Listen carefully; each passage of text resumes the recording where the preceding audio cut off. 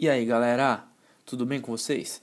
Então, hoje iremos estrear nosso canal aí no YouTube, tratando do primeiro tutorial que seriam sobre as regras da BNT.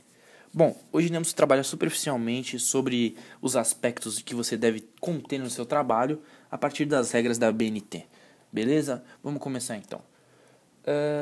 O que é a BNT?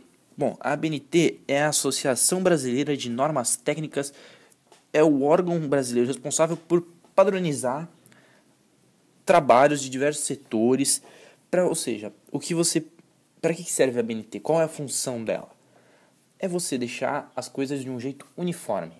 Porque muitas vezes acontecia de você ter uma apresentação de trabalho, vocês já devem ter reparado isso na escola, quando você estudava. Cada amigo vinha com um trabalho diferente, uma capa desenhada, uma capa escrita trabalho de química totalmente atravessado, e não tinha uma padronização, né? E quando você chega num órgão como uma faculdade, você tem que ter uma padronização na sua apresentação de trabalho. Por quê? Porque o seu trabalho se torna mais profissional, você consegue ter, como posso dizer, mais credibilidade no seu trabalho, dependendo independente do conteúdo do seu trabalho, você ganha mais credibilidade pelo formato dele. Vamos dar um exemplo assim, relativo. Quando você vai apresentar um livro para alguém, as pessoas sempre falam, desde pequeno, para você não jogar o livro pela capa, né? Tudo bem, só que você acaba jogando o livro pela capa, independente das pessoas falarem sim ou não, jogar pelo conteúdo. E a mesma coisa do seu trabalho. Você vai apresentar para o seu chefe, você vai apresentar para uma banca na sua faculdade ou na sua escola mesmo, você tem que apresentar de uma forma que ele fique bonito, independente do conteúdo dele. Mas o conteúdo, obviamente, não pode faltar, não é verdade? Então trabalharemos isso de conteúdo num próximo tutorial. Mas hoje falaremos das regras da BNT. Bom, vamos lá. E aonde a BNT surgiu? Bom, a BNT foi criada por esse sujeito aqui chamado Ari Fontes, que fundou ela em 1940. Então, voltando ao que nós estávamos falando já, a BNT surgiu por uma dificuldade das escolas, faculdades, de se ter uma padronização nos trabalhos entregues. Ou seja, por exemplo, pensa você também como se fosse um professor. Você é um professor, você tem uma classe de 300 alunos numa faculdade. Você tem que corrigir todos aqueles trabalhos. Se você fosse pegar cada trabalho como você fazia na escola, e fosse trabalho de química todo atravessado, não tem introdução, não tem uma conclusão, como é que um professor vai poder corrigir isso? Que peso e medida ele vai poder dar para poder ver sua nota? Então não existe. Agora, se você faz um trabalho padronizado, ele consegue, a partir disso, corrigir de uma forma padrão, ou seja, estabelecer uma nota, tudo isso para cada setor do seu trabalho. Bom, passando isso, vamos agora falar também sobre os itens obrigatórios num trabalho com regras ABNT. Bom, a partir disso, que você já sabe que essas regras são obrigatórias na sua faculdade, na sua escola, vamos tratar disso.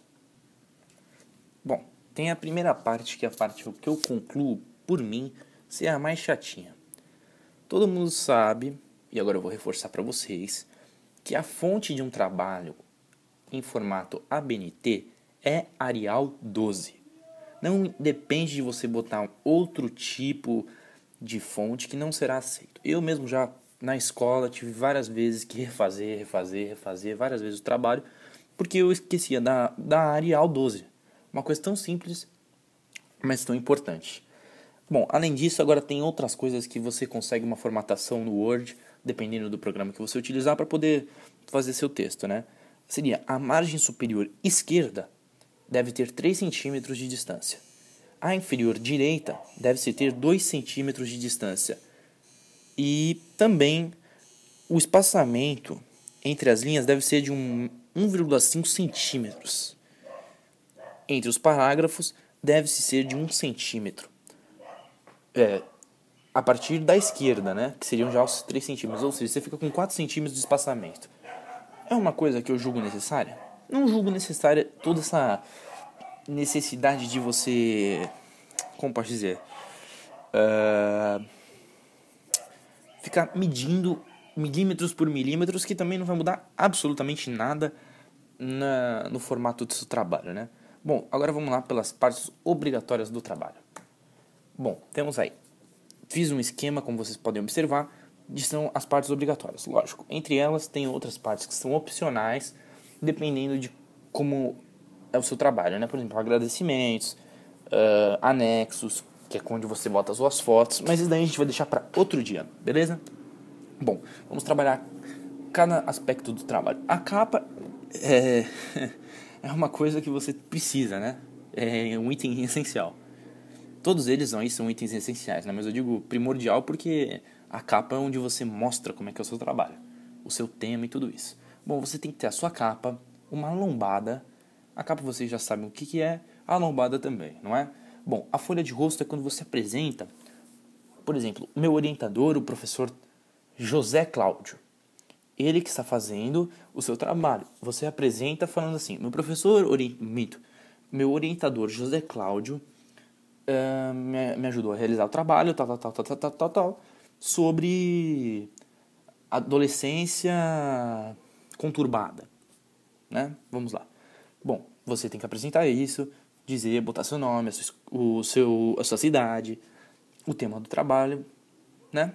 Bom, a ficha catalográfica seria, no caso, uma ficha para que você pudesse mostrar para a sua banca julgadora do seu trabalho todas as informações sobre o seu trabalho.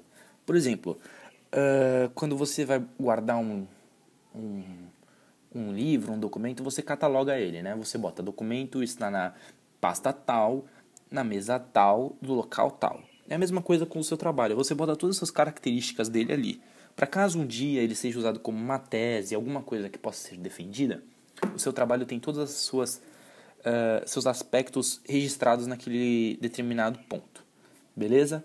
Bom, agora vamos para a folha de aprovação. A folha de aprovação mostra quando você já mostrou inúmeras vezes para os seus professores ou a sua banca julgadora que o trabalho foi sendo feito. Ou seja, tem a assinatura das pessoas e tudo isso. Beleza? Bom, a língua vernácula, ela é quando você fala sobre, principalmente, a língua que você está explicando o seu trabalho. Entendeu? Bom, passado isso, vamos para o desenvolvimento do trabalho. O desenvolvimento é uma parte como a introdução muito importante, porque você vai demonstrar nos ambos aspectos como é que se desenvolveu o trabalho, para que ele foi voltado e tudo mais. Agora temos os nomes dos capítulos.